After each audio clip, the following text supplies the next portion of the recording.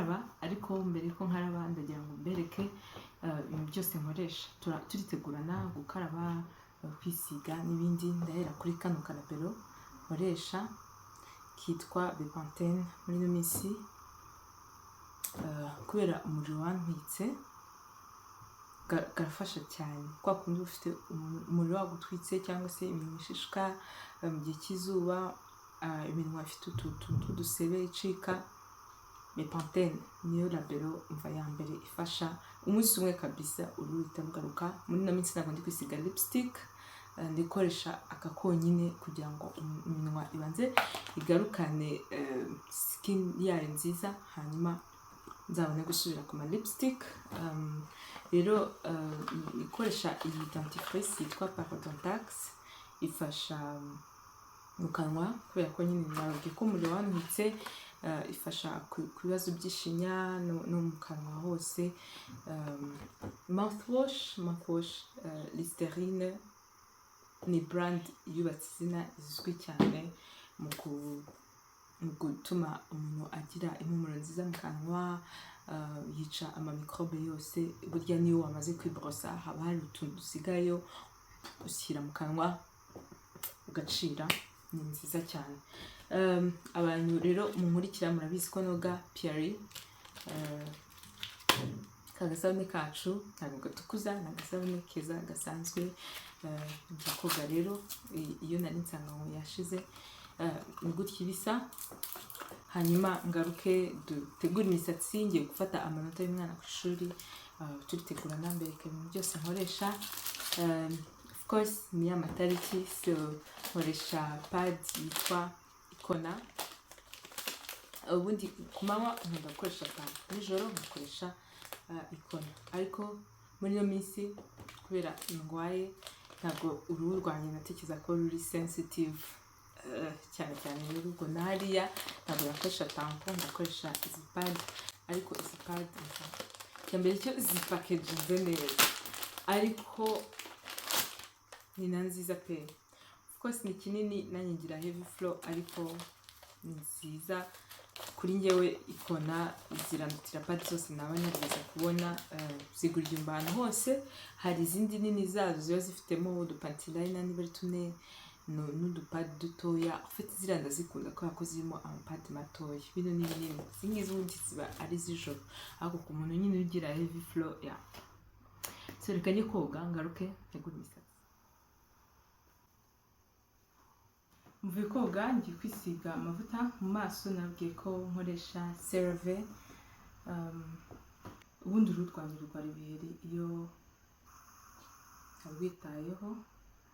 CeraVe rero niyo mavuta kugeza ubu nawe nyankorera pe, ntarinze kwisiga ibintu byinshi cyane. So aba ari umweru cyane, ngira ngo kubera ari mu Sunscreen, kwiyonegereza bitwara umwanya. Ngira ngo murabizi ko mu maso ari byiza kwihanaguza isima itandukanye n'iyundi mubiri. Niyo mpamvu mfite kano kasima hano. Biba byiza kuba ufite akasima ko mu maso gusa gatandukanye n'ahandi. Hanyuma nababwiye ko nisiga aya mavuta ya Ruby. Nafunguriye muri rino cupa rya Amibody Organics ryashizemo aloe vera gel. So nibyo nafunguriyemo ano mavuta. Murabizi ko nkoreshamo glycerine ka Morap. So afunguye ameze gutya, afite iyi consistency kubera ko arafashe cyane cyane cyane. So bya nababwiye rero ko aya mavuta atuma uruhu rwanjye rw'ahandi rusa n'urwo mu maso. Nk'ubu CeraVe nyisiga mu maso gusa. Kano gacupa kagura 30. Ntabwo nayisiga ngo ngezaho hose. So fata aya ya Ruby nkayisiga muri mpereye ku ijosi n'ahandi hose.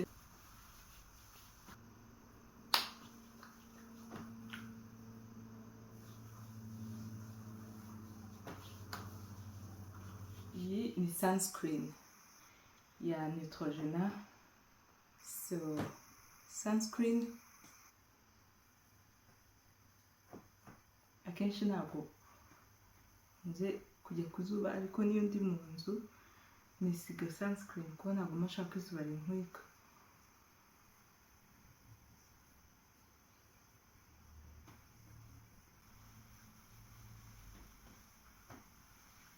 Iyo ndi bwambare umwenda uciye amaboko nyigeza ku maboko, iyo ndi bwambare umwenda mugufi nsiga ku maguru. By the way, nafunguye Amazon storefront. Ni uburyo bwo kugira ngo abantu mundeba bino bintu ngurira kuri Amazon, nk'iyi sunscreen nyigurira kuri Amazon, CeraVe nyigurira kuri Amazon. Hariho n'utundi tuntu na hano mu Rwanda birahaboneka ariko akenshi kuri Amazon. So uburyo bwo korohereza abantu bari hanze, mushobora kujya, ndaza kubashyiriraho link, ariko nta ibintu bitarasobanuka neza, ngomba kubikora neza, nkajya mbaha link kugira ngo ibintu nerekanye namwe muri mwabasha kubigura kuri Amazon. Ku bantu baba hanze, abantu baba mu Rwanda akenshi mbabwira ahantu mubigurira, ariko baba hanze uzajya ugura ukoresheje iyo link, bituma mbasha kubona commission. Ni uburyo bwo kumfasha no kusapotinga. Ngiye kwisiga, ngiye gukoresha deodorant ya Old Spice zero aluminium. Deodorant zidafite aluminium nizo nziza. So biri hano ku gafuniko.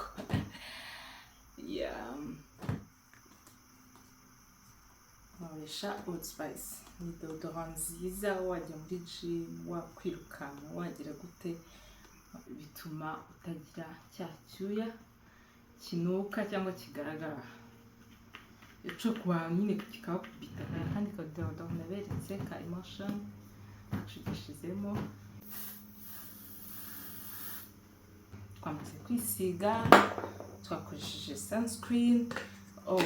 Nibagiye kubabwira igikotori. Abantu bambaje ngo igikotori gikoreshwa gute, murabizi nk'ubu harakonje, naberetse ko nambaye pad. Ntabwo kwambara pad n'umwenda w'imbere tisize. Ngewe hariya nko ku matako warukumva ndi gutwika. So igikotori iyo gisize umubiri uguma woroshye kandi usa neza. Namaze kwambara, nisize eyeshadow gusa natiro. Ntabwo ngize nisiga foundation, ntabwo nshaka ibintu byinshi ku mubiri wanjye, banza ngifite agashiha ko kurwara. So tugiye gukora imisatsi. Nakoze utu bantu knots ukuntu zikora. Iyo ndangije koga mu mutwe mfata umusatsi nkawutwistinga, narangiza nkokoramo inyabubiri, narangiza nkawuzinga, ubona ko usa nk'uziritse. So ikintu cya mbere nkora, ngiye gusigamo amavuta. Umusatsi wanjye sigamo Jamaican black castor oil. Ngeze ahantu ntagishaka gusiga ibintu byinshi cyane, yaba ku mubiri mwabonye ko nisiga CeraVe na sunscreen gusa. Yaba umusatsi ku mubiri, donc hano kuri scalp sigamo Jamaican black castor oil, hanyuma nkasigamo iyi miraculous hair butter ku musatsi. So ngiye gusiga miraculous hair butter itari nyinshi, just gakeya ko gutuma umusatsi uba moisturized. Kubera mbere yo gusuka tuno hashize iminsi ibiri nari nasizemo amavuta. Nsige Jamaican black castor oil. Intoki zanjye ziranyerera. Murazi ukuntu abasa. Hano ntabwo nigeze nsigaho, mperuka noga mu mutwe gusa, ariko sinigeze nsigaho amavuta. Ariko sinshaka nabwo gusiga menshi.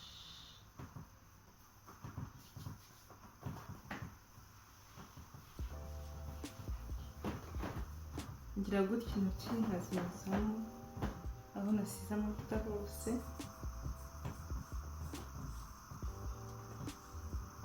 urabona ko umusatsi wanjye hano ntujya ucika, akenshi ni ukubera ko nsuka bya bituta nambariramo wig, nyine kugira wig bituma umusatsi ukura kuko uhoranamo ibituta bigatuma udasuka ibisuko, bituma umusatsi wangirika. Ubwo rero ngiye kubihambura kugira ngo murebe afro nza kugira, hambura utubantu knots ndufashe gutya, hambura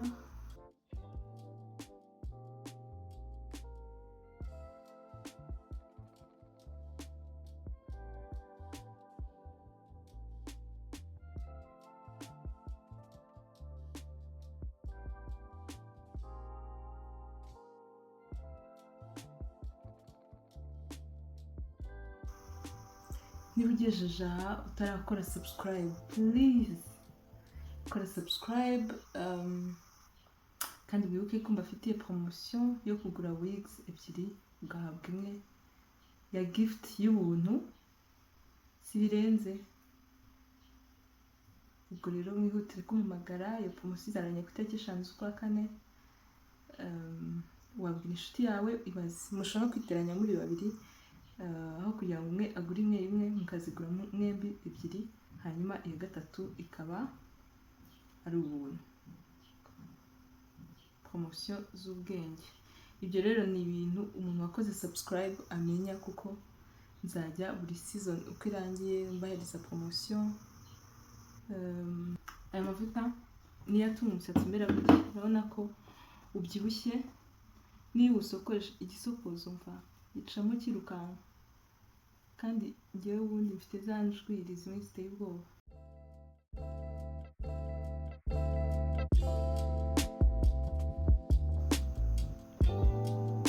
Voilà, nari nkumbuye afro bitabaho. Se ngiye gucishamo igisokozo, ntabwo igisokozo nkicishamo ngo gisoke, ni ukucisha hano munsi ku mizi.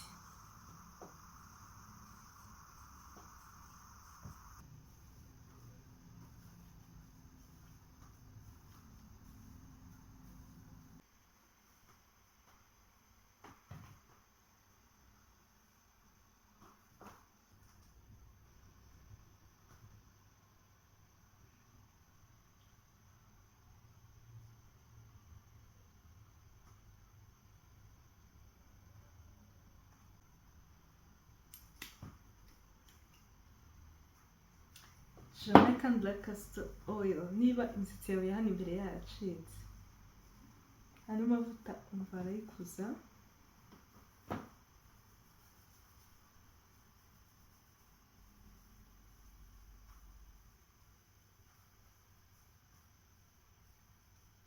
Murakoze cyane, nizere ko mwakoze subscribe mungeze ku 20 tugere ku 30. Niba uri muri group WhatsApp, sharinga iyi video, bahe link, cyangwa se ushyire kuri statut yawe, cyangwa ushyire kuri Facebook, kugira ngo nyine dukomeze kuzamuka community y'abeza hano. Yes, mwese nzajya mbita abeza kubera ko hano dukora ibyiza, dusa neza, turi beza. So reka nambare hanyuma ndabajyana no ku ishuri ndanabagarukane.